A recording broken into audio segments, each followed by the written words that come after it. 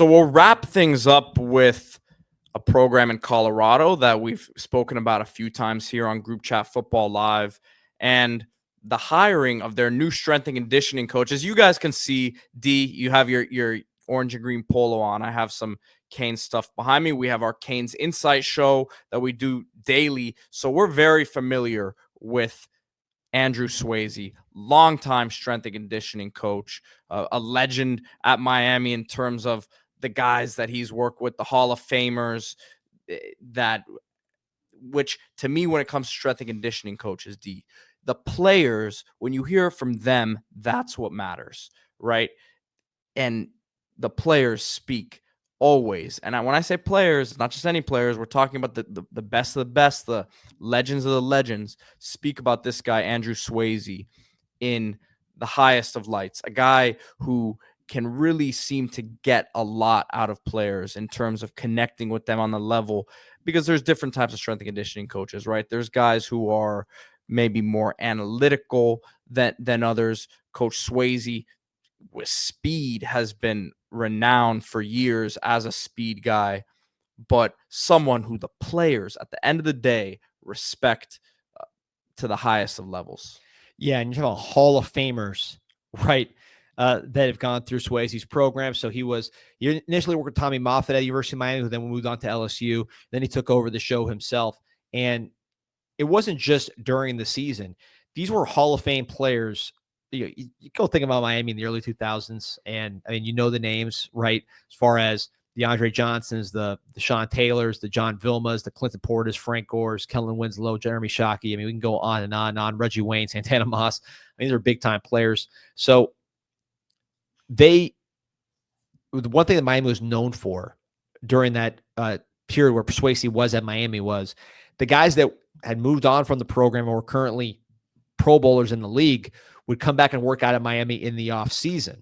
These were, again, professional players, the Reggie Waynes of the world, the Santana Mosses, the elite of the elite. And when they came time for them to work out, they would come back to the University of Miami to work with Coach Swasey. So these were guys that had already been around, seen the best, been around NFL facilities, and they said, this is where we want to go. So Deion is very much building a program that appeals to those who want to play professionally, be stars, right? Be legends. If you're Travis Hunter, you're on your way to legend status with what he did this season. So when the legends of college football, and in some cases professional football, trust in Swasey, why can't you do that there at the University of Colorado? So I think he was controversial to an extent towards the end at Miami. Some people thought they needed fresher ideas, maybe someone with more of an academic background at that time, more of a sports science background. But the fact of the matter is, Miami's best performance at the NFL Combine and all these different metrics was while Swasey was the strength and conditioning coach. So, and it's interesting you mentioned that about like the academic background.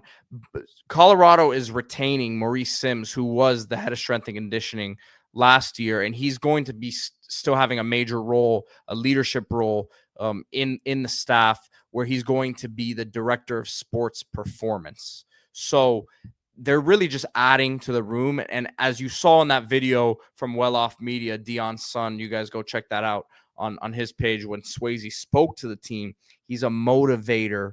And you mentioned guys coming back in the offseason, because in the offseason, as a NFL agent, someone who has sent players to Swasey in the offseason, not only for staying in shape, but NFL draft prep, is because sometimes if there's a guy who needs a little kick, maybe he's a little bit lazier than you'd like, Swasey can get it out of them. And guys go to him in the offseason too, because the offseason is a time that you're thinking, man, we just had a long season. I want to be chilling. I need someone to grab that out of me and to pull that dog out of me in these workouts so that I come ready to go in mini camp and then in training camp in the summer. So that's just my experience with him, as well as we've sent guys to him and can really get guys on the right track. So I think that combination with Maurice Sims there is going to be a nice duo if you're a Colorado fan. Yeah, a lot of the controversy around Swasey, again, Miami, when Swasey left Miami, their program was having trouble across the board. It was not like he was outlier, right? The program was struggling in all facets. I think part of the reason why the players started slipping in combine performance and everything else was because the input from a recruiting standpoint wasn't as good. And also he didn't have the certifications that some other strength and conditioning coaches have. He's much more of a people kind of background, like old school kind of, let's say, Rocky IV, right?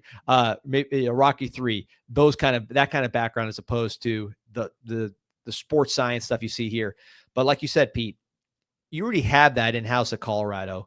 You have people that have all the certifications, all the sports science stuff. The position of strength and conditioning coach, and that the whole department has grown so much that he could fill a specific role, both from a mental standpoint, from kind of that old school, what's worked for so many years standpoint, that can elevate this program into something that has notoriety. And look, you might see, the summer in Colorado is pretty nice. You might see pros who typically go to Miami, right? Maybe they go to Colorado to train with Swasey. They're in the West, closer to the West Coast there. So it's you tap into a different side of the country there. Yeah. So that gives you more cachet because, being Colorado, they're going to tweet all that out. Hey, Andre Johnson showed up or whoever, right? So, I guess he's not even playing anymore. All the Swasey guys aren't playing. They'll be showing up. They'll be working out just to stay in shape. But they may go visit Colorado just to go see him, like they do. Alvin Kamara is one of his, most touted clients, off-season clients. And it's interesting because what has he done since Miami? He was at FIU, kind of. Butch Davis brought the band back together there, so to speak. And then, as Canes Cats Heat 305 is saying in the comments, he was at Columbus High School, my alma mater, and Columbus gave him a shout out, saying they, the last 3 years when he was there, took the team to new heights. And for those of you who aren't aware, Columbus, it's not quite IMG's level of facilities, but some of the best facilities in the country in terms of the weight room and stuff for their sports program. So Swasey was bringing, the pros were coming to Columbus High School. The equipment's fine, great. Like I said, very nice place over there. But it was really, again, because of Swasey. So they're going to a high school to go work out with him in the off season, just to show you the cachet that he has. And they were winning championships too. So it's So it's not like he was just in high school, goofing around. This was a serious operation.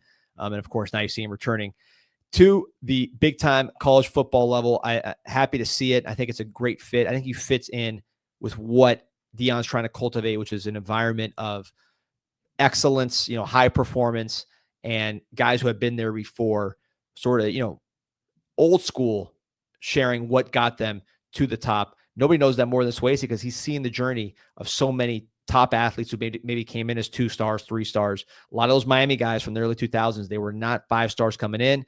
They were 2 stars, sometimes unrated, and then they ended up being some of the biggest stars in the game. So he saw that journey. He's familiar with it. He can teach it.